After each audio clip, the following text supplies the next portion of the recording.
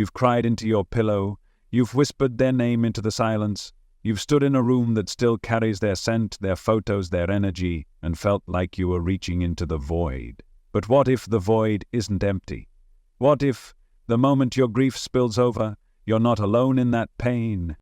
Because the dead, they see it, they feel it. Your tears don't just fall to the floor, they ripple through dimensions. When Edgar Casey, the sleeping prophet, went into trance, he described something extraordinary.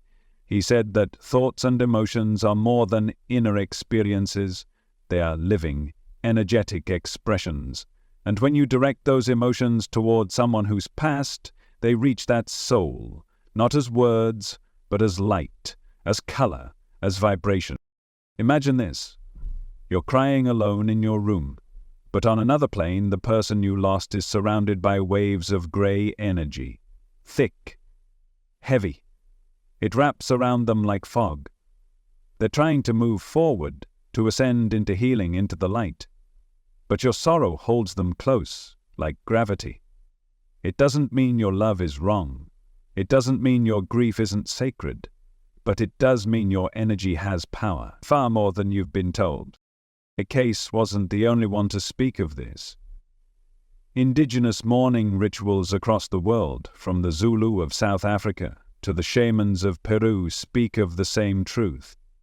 They say that intense grieving can tie a soul to the earth, that the emotional cords we send out through longing and sorrow act like anchors, not out of malice, out of love, but still, it binds them. You think you're letting them go when you say goodbye at the funeral, but your energy may be saying something else. Don't leave me. I need you here. I can't do this without you. And those words, spoken through emotion, not voice, can become chains. Souls in the afterlife don't perceive time and space the way we do, but they perceive energy. They perceive the emotional spectrum as vividly as we see colors in daylight. Some have described seeing their loved ones cry and feeling as though they were submerged in water. Heavy, muffled, unable to rise. One soul in a near-death account shared this. Every time my mother cried for me, I felt a tug. Not painful, but insistent. Like I was being pulled back into a sadness that wasn't mine anymore. Think about that. Your grief may not belong to them anymore. It may belong only to you, but they still feel it, not as punishment, as love. Raw, beautiful, and deeply misunderstood. Now imagine the opposite. Imagine that instead of sorrow you sit in remembrance. You close your eyes and feel their presence, not as absence, but as essence. You speak their name not with ache, but with warmth. And in that moment your energy changes, the vibration shifts. From gray to gold, from fog to light, and on the other side, that soul feels it like a sunrise. The reason this is so important right now, right in this season of your life, is because grief is a portal, a sacred one that opens between worlds. But how you walk through that portal determines whether you bring peace or pain to both sides. Most people don't realize they're still communicating with the dead, not through seance or ritual, but through emotion. The spiritual realm is built on energy. Every thought you think, every feeling you release into the air, becomes a signal, and for souls who've passed on, those signals are clearer than ever. They don't hear you through ears, they feel you through frequency. They don't watch you with eyes. They perceive you as radiant strands of color and vibration, and the colors of grief, especially when unresolved, are some of the heaviest. When Casey spoke of souls being bound to the earth, he described emotional anchors like sadness, guilt, resentment, and despair as literal vibratory forces, not metaphors, actual frequencies that influence the soul's path. This is why ancient cultures were so intentional about mourning. In Tibetan death rituals, the living are instructed not to cry excessively or scream near the body. Why? Because it can confuse the soul. It can make them feel like something is wrong, like they're still needed here. like they can't leave. You might think your grief honors them, and in many ways it does, but grief without transformation becomes a mirror of suffering. You're not supposed to stay in the pain, you're supposed to move through it, alchemize it into remembrance, into gratitude, into legacy, because that's what sets them free. When you cry for someone, ask yourself, am I crying because I miss them, or because I refuse to let go? There's a difference, and that difference is everything. They want to see you whole. They want to see your life unfold. Your joy does not offend them, it uplifts them. Your healing doesn't dishonor them, it liberates them. Every time you smile while thinking of them, you send light instead of weight. You become a bridge, not a cage. And the truth is, they never really left, just changed form. Love doesn't die, connection doesn't end, but grief, if left unchecked, becomes the fog that obscures that love. It turns clarity into confusion, joy into guilt, and you deserve better than that. They deserve better than that. You can speak to them right now. Close your eyes and send them not your sorrow, but your gratitude, not your need, but your love. Say thank you. Say I bless your journey. Say you are free, and mean it.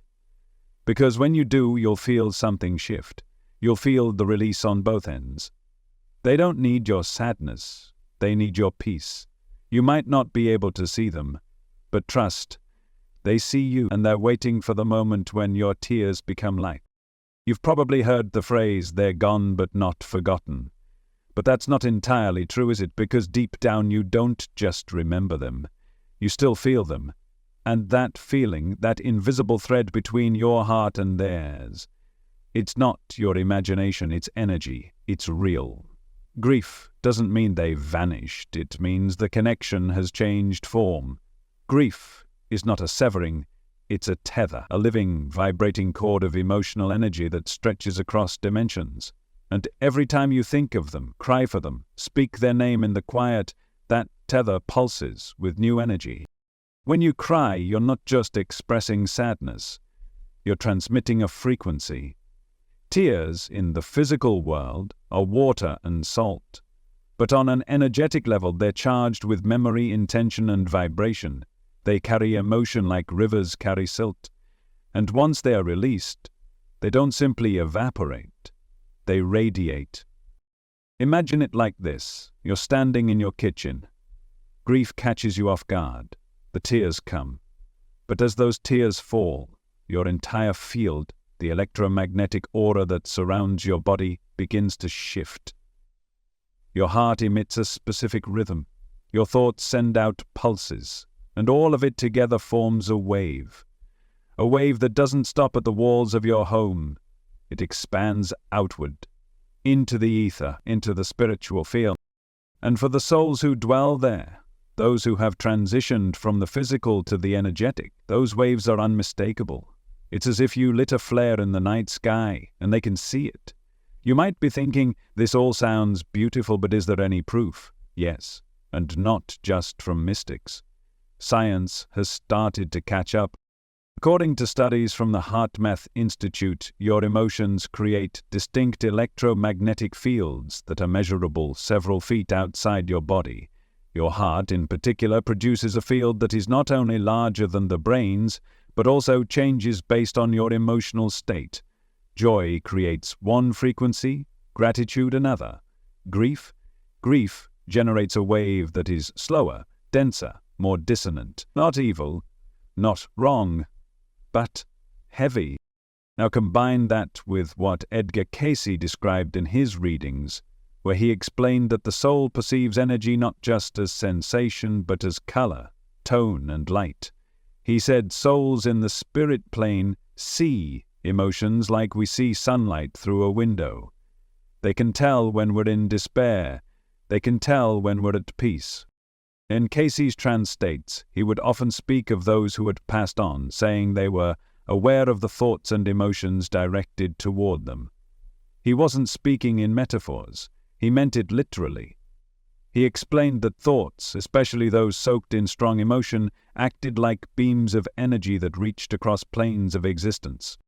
So now imagine this. Your loved one has moved on. Their soul is beginning its journey, maybe exploring the fields of light, maybe integrating lessons, maybe preparing for what comes next. But then, a burst of sorrow hits them, like thunder rolling through a still sky. And it came from you. Not because you did anything wrong, but because your tether is active, your energy is loud, your pain vivid. And when that happens over and over, day after day, week after week, the soul begins to feel it like a gravitational pull. They don't blame you. They love you, but they're aware. And sometimes they pause, they wait, they hover. They don't always know if they should keep moving or turn back. Have you ever felt like they were stuck? Like their spirit was around but unsettled? That maybe they were lingering, visiting too often, not at peace? That isn't just a feeling, that may be a response to your vibration. The ancient Egyptians had a ritual for this. When someone died, they held a mourning period, but only for a specific amount of time, because after that they believed continued sorrow would confuse the soul. In their wisdom, they taught that excessive grief becomes a fog in the afterlife, and fog obscures direction. The same idea appears in Buddhist traditions. In the Tibetan Book of the Dead, mourners are instructed to hold prayers of guidance and light, not grief and despair. They say that between death and rebirth, the soul walks through visions created by its past and by the emotions of the living. If those emotions are filled with agony, the soul experiences turbulence. You are still in communication with them. You always have been. You just haven't realized it. Think about how a dog can hear a whistle humans can't, or how birds migrate using invisible magnetic fields. Just because your senses can't detect something doesn't mean it's not there. The spiritual field is full of frequency, and your grief is one of the strongest frequencies you emit. Every sigh, every ache, every moment you replay the past with regret or wish things had ended differently sends a charge into the unseen realm. But here's the good news. Just as you can send pain, you can also send peace. You can emit comfort. You can become a lighthouse instead of a siren. When your memories shift from loss to love, your tears transform. They don't disappear. They change shape. They become golden. They carry healing. And that, more than anything, helps the soul you love continue their journey. You've been connected this entire time. Not metaphorically, energetically. They feel you when you speak their name in reverence. They feel you when you light a candle and whisper thank you. They feel you when you let go of guilt and instead honor their memory with the life you're still here to live. Grief is powerful, but love is more powerful still. You get to choose which one you transmit. You get to choose the color of the energy that surrounds their soul. Let that color be warm. Let it be soft. Let it be peaceful. Because even if they're no longer in this world, they're still watching the light you send. And what they want more than anything is to see that light rise. You might think that once someone crosses over, they no longer sense what happens here.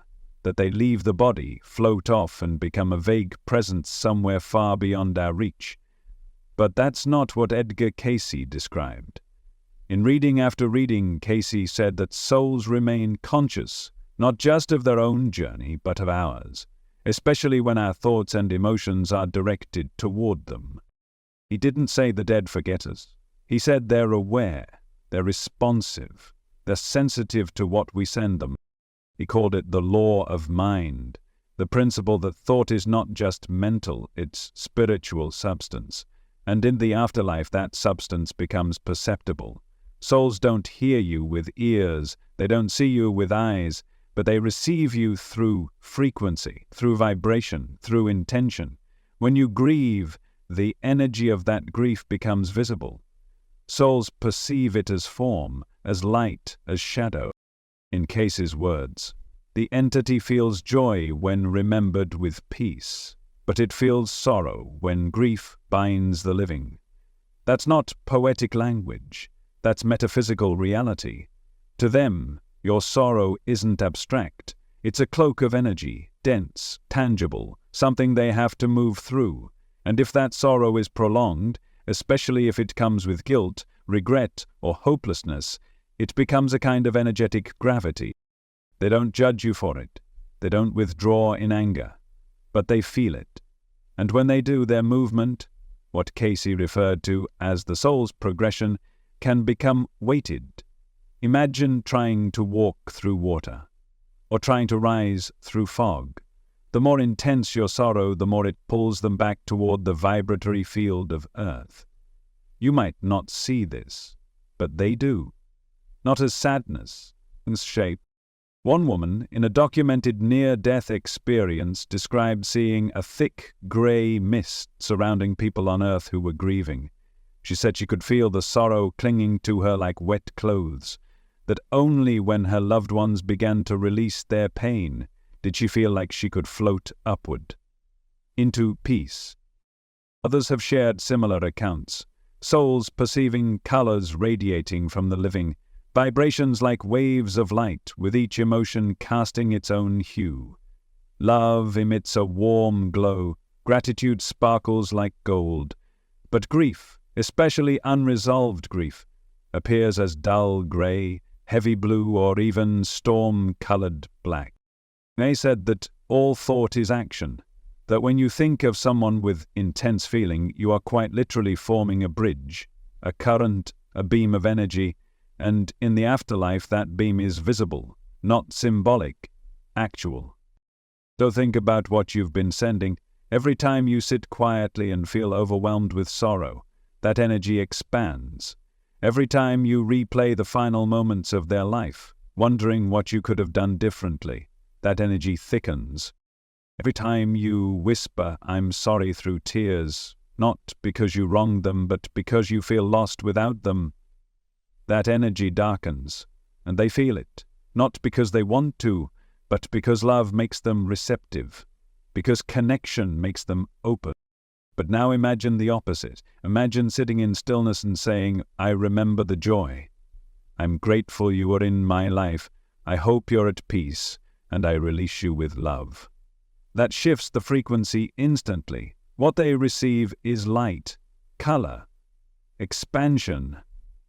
The soul lifts, not because you've stopped loving them, but because you've stopped clinging in pain. You've probably heard about near-death experiences where people see a light, but what you don't often hear is that for many souls that light can be hard to reach, not because it's far away, but because the emotional energy surrounding them, especially from the living, can act as interference. It's like trying to tune into a radio station while someone nearby is blasting static. The signal is there, but the noise makes it hard to hear. Your grief, if channeled with awareness, becomes a love song, a beautiful signal, but if held in unconscious suffering, it becomes noise, loud, aching, dissonant. Casey emphasized again and again the most helpful thing you can do for someone who's passed is to think of them with peace, to speak of them with joy, to bless them on their journey, because that becomes fuel for their ascension. He even said that souls will often linger around the living, not out of need, but out of concern. They wait to see if you'll be okay, and if your energy is heavy, conflicted, filled with fear or despair, it's harder for them to move on. It's not punishment, it's spiritual physics. Thoughts and emotions in this realm seem fleeting, but in the spiritual realm, they have mass, form, direction. You're not just thinking about them, you're shaping their experience. Your tears are not invisible, they are waves of color, they are rivers of emotion, and the soul you're grieving sees them all. Imagine them watching you now, not from the sky, but from a higher frequency. They see the way you breathe when you remember. They see the tightness in your chest. They see the way you reach out in dreams or whisper at night, hoping they hear you. And they do, but they're waiting for something. They're waiting for you to stop sending grief and start sending peace. not because it helps them forget you, but because it helps them remember your love without pain. When you think of them, see them whole, see them free, see them surrounded by light, not longing. And when you cry, because, yes, you're still human and tears will come, let those tears be sacred. Let them be filled with love, not regret. Let them say, I miss you, but I bless you. Let them say, go in peace, and I will carry your light. Because the dead don't want your suffering. They want your serenity. And when they see that, when they feel that, you become the light that guides them home. You've probably never meant to hold anyone back.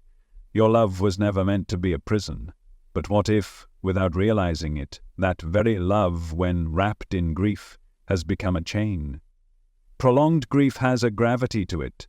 Not because grief itself is wrong, it's sacred, it's a natural expression of love. But when it doesn't move, when it hardens into despair or loops into endless longing, it begins to interfere with something vital, the soul's freedom. You may not see it this way, but from their side, from the other side, they feel it.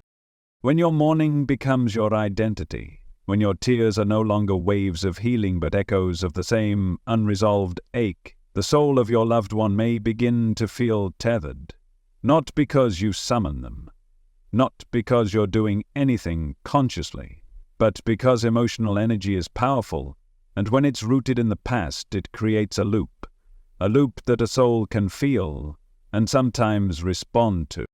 Edgar Casey spoke of this. He warned that when grief becomes fixed, when we replay the moment of loss over and over, we may unknowingly call the soul not with voice, but with vibration. The soul feels the pull. They sense the weight. And if they love you, and they do, they may hesitate. They may delay their journey forward. They may linger. This is not your fault. This is not your punishment. It is a side effect of love, not yet healed, and it's more common than you think. So many souls remain near the earthly plane not because they're trapped in darkness, but because someone they love is drowning in sorrow. It's a kind of spiritual codependence, unintentional but potent. The mourner feels like they can't move on without the one they lost, and the soul, sensing this, chooses to stay close. Not out of need, but out of compassion, out of loyalty, out of concern. But in doing so, both remain suspended. You can almost picture it, two spirits, one in a body, one without, locked in an invisible embrace of memory and ache, both unable to rise fully into their next chapter, both waiting for the other to let go first. This is why ritual matters. This is why cultures for thousands of years have honored mourning as a passage, not just for the dead but for the living. And not just emotionally but energetically. Among the Zulu people of southern Africa, there is a mourning period that is structured and intentional. Family members wear black for a certain number of days to signal grief, but at the end of that period, a cleansing ritual is held. This ritual isn't just for closure, it's an energetic release. It says to the soul, you are free to go. We will carry your memory, but not your burden. In Native American traditions, grief is honored through ceremony. The Lakota people, for example, hold wiping of the tears rituals, where mourners gather in sacred space to formally end their mourning period. The tears are not denied, but they are transformed, and the soul is released with songs, prayers, and spoken blessings. The message is clear. Your journey continues, and so does ours. Tibetan Buddhism may offer the most direct teachings on this. According to the Bardo Thodol, or the Tibetan Book of the Dead, what happens after death is profoundly influenced by the consciousness of the living. If a mourner is overwhelmed by attachment, if they cry out in anguish or cling to the past, the soul may remain in the Bardo, the in-between state, longer than necessary. In those teachings, the responsibility of the living is not to wallow, it is to guide, to bless, to send light, not longing. You might wonder, but how do I just let go? Isn't that betrayal? Isn't that forgetting? No. Letting go doesn't mean you stop loving them. It means you stop holding them in pain. It means you allow their spirit to evolve. It means you trust that love doesn't need suffering to be real. There is a line from a Casey reading that says, "The soul finds joy when it is remembered with peace and sent forth with love. Not remembered with tears that never end. Not remembered with regret that replays like a broken record, but remembered with peace." So, how do you begin to break that chain? How do you help them and yourself move forward? It begins with intention. When you feel the grief rise up, pause. Acknowledge it. Breathe with it. And then speak to them, out loud or in your heart. Say something simple, something sacred. "I release you. May you go in peace. Thank you for your love. Be free." You'll feel the difference. You'll feel the energy shift, and so will they. You may find that after you do this, dreams begin to change. The heaviness in your chest lifts just a little. Synchronicities appear, small signs that their energy is no longer stuck but flowing. You may feel them in a new way, not as a haunting presence but as a gentle blessing. A wind through the trees, a warmth on your skin, a knowing in your bones. This is the soul, now unbound, now free. You're not losing them again, you're just giving them room to become who they are now. And in doing so, you allow yourself to become who you are now too. Because grief, when honored and released, doesn't break you. It transforms you. It opens a doorway where pain once stood and reveals something deeper. A love so pure, it doesn't need to cling. A connection so real, it doesn't need chains. So let the rituals live again. Light a candle, not for mourning, but for memory. Write them a letter, not filled with tears, but with blessings. Speak their name, not in desperation, but in reverence. And then let them rise. You are not alone in this. Your ancestors knew this path. Your spirit remembers it. And your loved ones, they are waiting. Not for you to forget them, but for you to finally see the truth.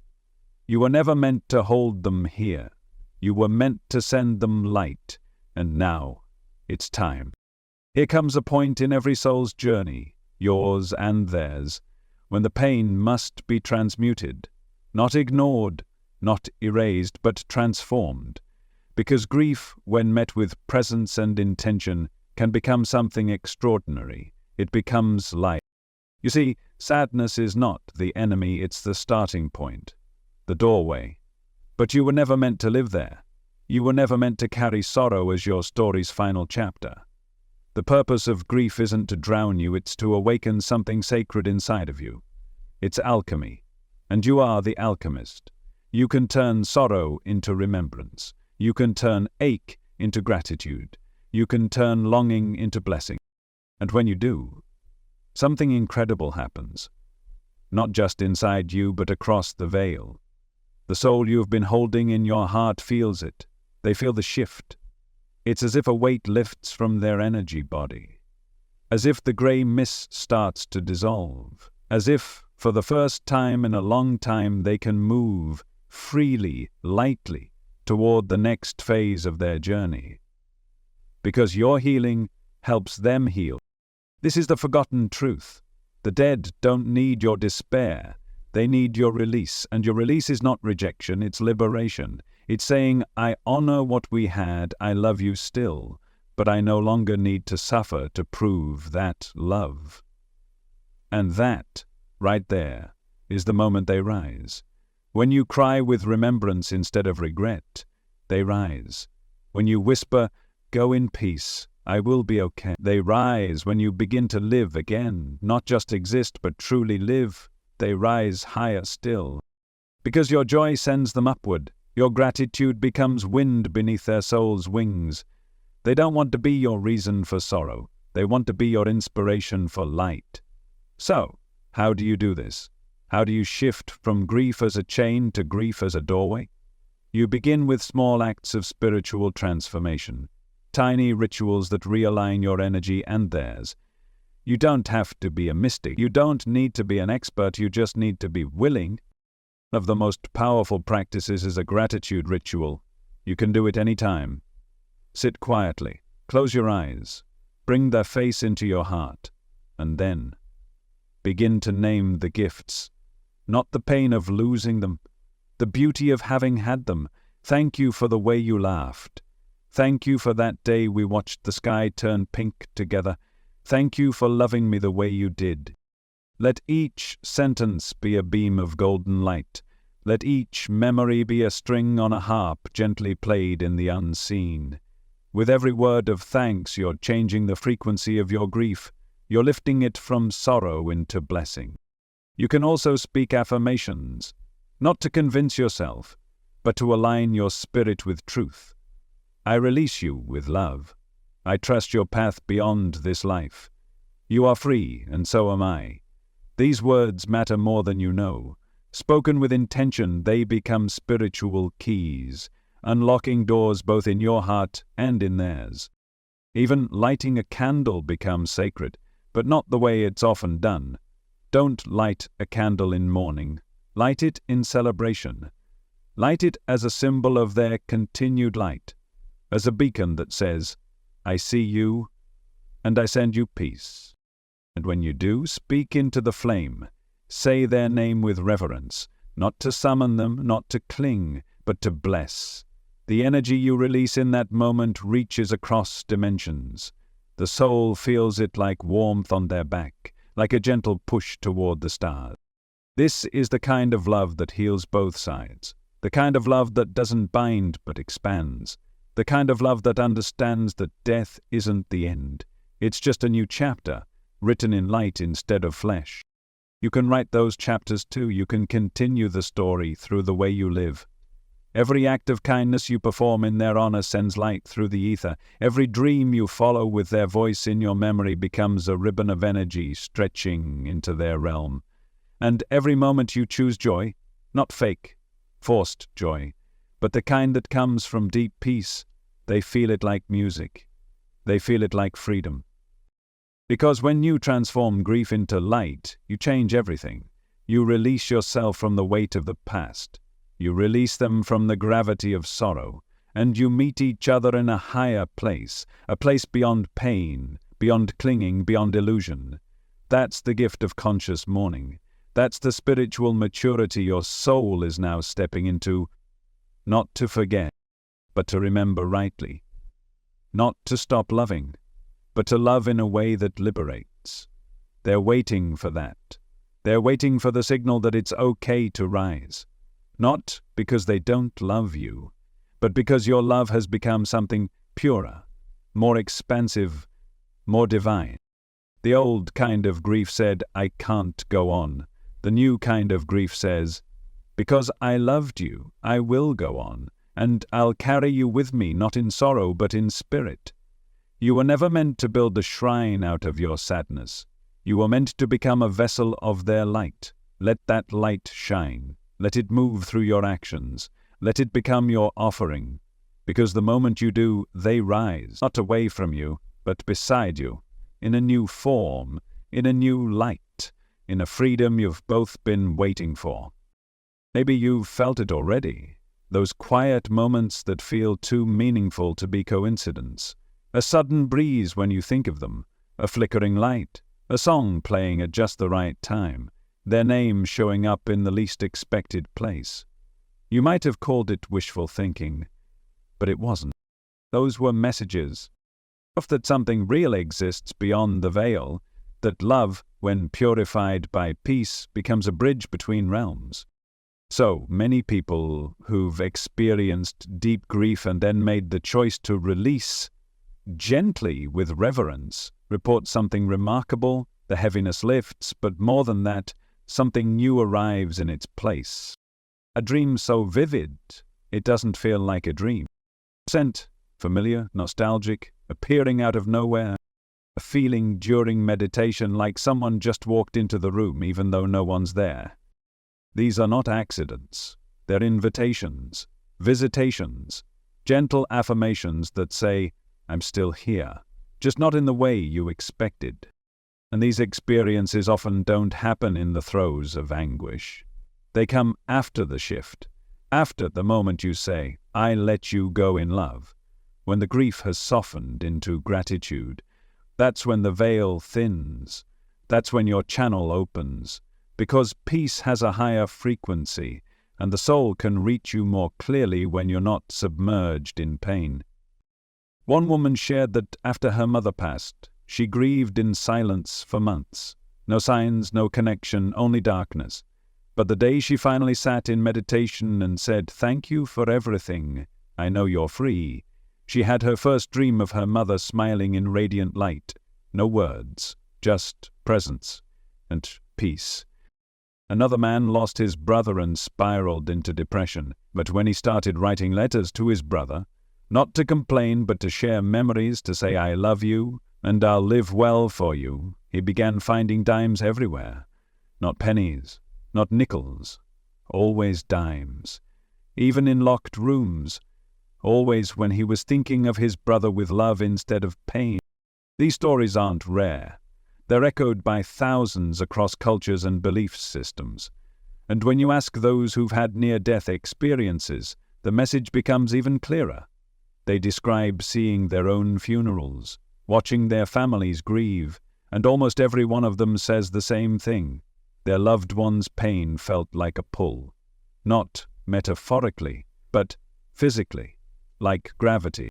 One man said, "I was floating, I was in peace, until I saw my wife sobbing uncontrollably. I could feel her pain like cords wrapped around me. I didn't want to leave her. I didn't want her to suffer. But I also couldn't rise while she held that sorrow." Another described it as being stuck in a field of fog. The moment he accepted that his family would be okay, the fog parted, the light returned. Edgar Casey's readings described this very phenomenon. He said that in the afterlife, the soul continues to evolve, to learn, to move toward greater understanding. But it doesn't happen in isolation. The emotional energy of those still living affects them. He called it the shadow of sorrow, a vibration that clouds the path, not because it's evil, but because it's dense. Souls caught in that space may delay their own healing, wanting to comfort you, wanting to help. But by trying to stay close, they sometimes remain bound to the lower vibrational fields of Earth. Psychic mediums around the world echo this same vision. They describe spirits who say, "I want them to live again. Tell them I'm okay. I need them to stop hurting themselves for me." These aren't fantasies. These are consistent, repeated impressions from those who tune into spiritual frequencies for a living. Many mediums say that spirits appear more clearly, more freely, when the living let go of guilt, when they stop replaying the death and start celebrating the life. That's when the energy becomes light enough to support contact. That's when dreams become real. That's when you feel them, not in mourning, but in moments of unexpected joy. Think of it like this. If you're screaming underwater, the sound won't carry. But if you come to the surface, even a whisper can travel for miles. Your grief, when transformed into presence, becomes that open surface, and the soul, finally free from trying to rescue you, can visit you in clarity, not confusion. You may have already felt it, a pressure shift in the room, a sudden warmth, a knowing that was them, not stuck, not haunting, but visiting, gently, as if to say, "Yes, now you understand." And if you haven't felt it yet, that doesn't mean it won't happen. It might just mean they're waiting for you to lift the shadow, to clear the field, to make space for a new kind of connection, one where they're not here because you need them to fill a hole, but because love, once released from pain, becomes a song that always finds its way home. You don't have to believe in mediums or afterlife studies or ancient books. Just listen to the quiet moments, the soft visitations, the synchronicities too strange to ignore. They're speaking to you already. They've always been, but now you're beginning to hear. Now, your tears are no longer clouds. They're prisms, and through those prisms the soul you love shines a little brighter. Because you finally understand. They're not asking you to forget. They're asking you to remember, with peace, And when you do, when you shift your inner frequency, you might just feel something brush past you. Not cold, not haunting, but warm, familiar, radiant. That's not your imagination. That's proof, and they've been waiting a long time to give it to you. Here's a moment in every journey when you come to a crossroads, not just in your life, but in your soul. And this is one of those moments, because now you know. Now you understand the truth behind your tears, that your love has power, that your emotions have weight, and that what you feel doesn't end at your skin. It reaches the soul you lost. But here's what you must realize more than anything else. Your love lifts them, but your suffering may hold them down. That's not to blame you. That's not to make you feel guilty. It's to help you see with compassion, not shame, because you were never meant to suffer endlessly in their name, and they never asked you to. In fact, if you could hear them clearly now, beyond the noise of memory and pain, they'd probably say something simple, something soft, something sacred. I'm okay. Now you be okay too. Because you see, they've already made peace with their passing. They've already moved into light, or they're trying to.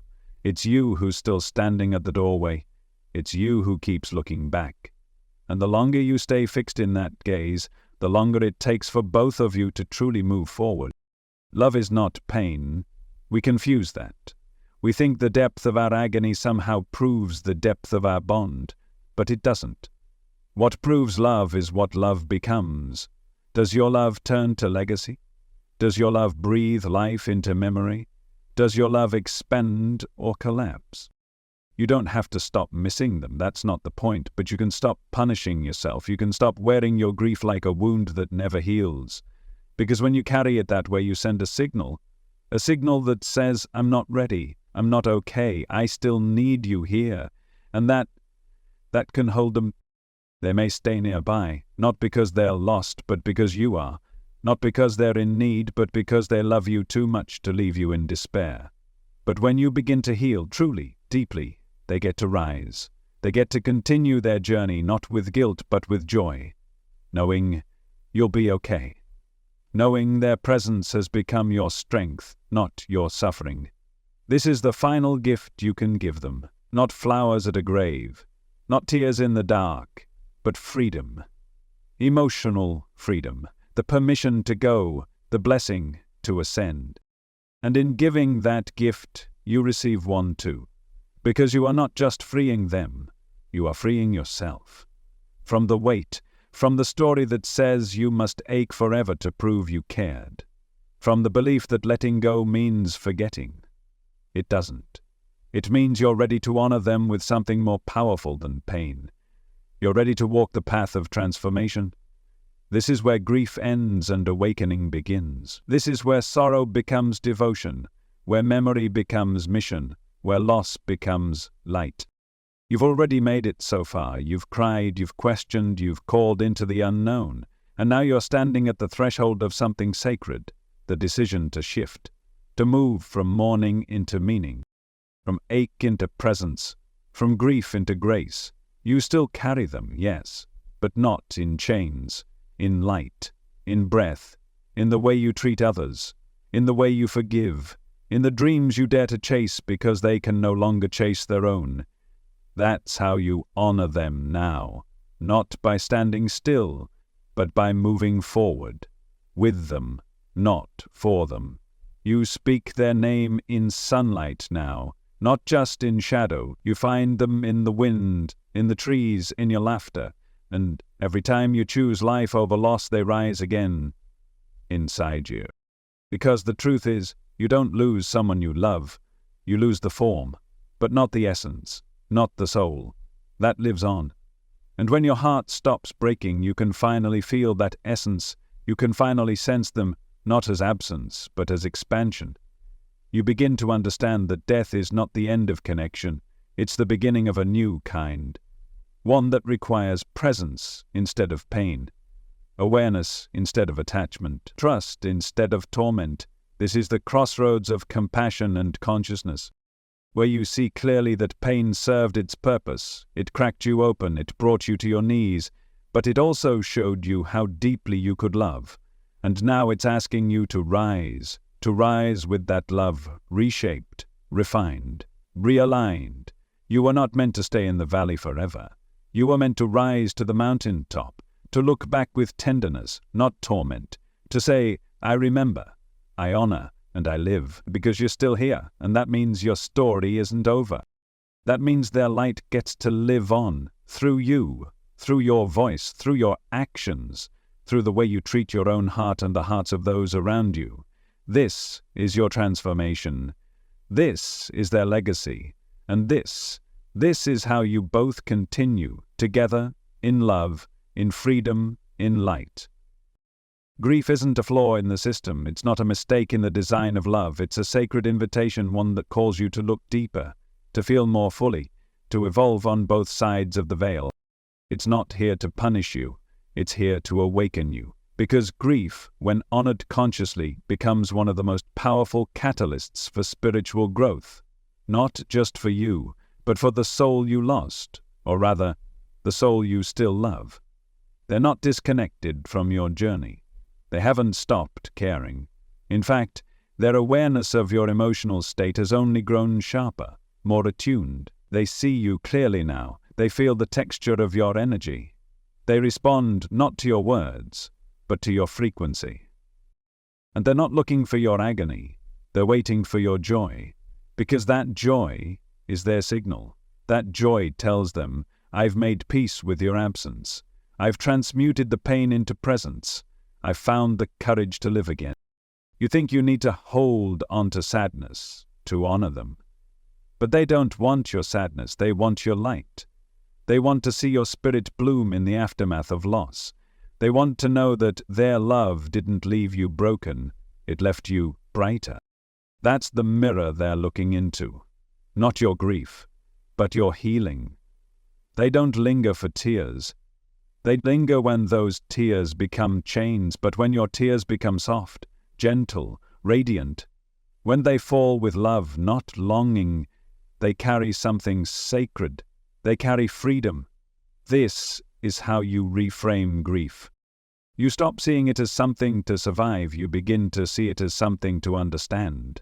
You begin to realize it's not the enemy, it's the teacher, the portal, the sacred threshold between the world you once knew and the truth that's always been waiting underneath. And that truth is this: love never ends. It changes, it evolves, it releases old forms, but it never stops flowing. The soul you grieve is still near, not trapped, not gone, but waiting, watching, hoping. Not for your pain to prove your love, but for your peace to fulfill it. They want your happiness, not despite their death, but because of their life. They want your laughter to return, not because you've forgotten them, but because you remember the beauty they brought into your world. They want you to feel safe again, to dream again, to believe in something more. And if you let it, your grief can become the very thing that opens that door. Because grief, in its purest form, isn't darkness, it's devotion. It's the proof that you loved deeply, and it's also the seed of your own rebirth. So cry if you must. Let the tears fall when they need to, but let them cleanse you, not cage you. Let them become light, not chains. Let them be the final blessing you send across the veil. May they rise like incense. May they shine like stars. May they say, I loved you well. I still do, but I choose to live now. In your honor, in your light, in my peace.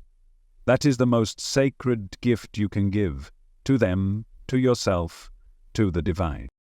Because when you live well, when you love well, when you finally let the heavy cloak fall away and allow your soul to breathe again, you become the living embodiment of grace. You become proof that even after death, life continues. Even after sorrow, joy returns. Even after goodbye, love remains. And in that moment, you become the light they've been waiting to see, not from the stars, but from you.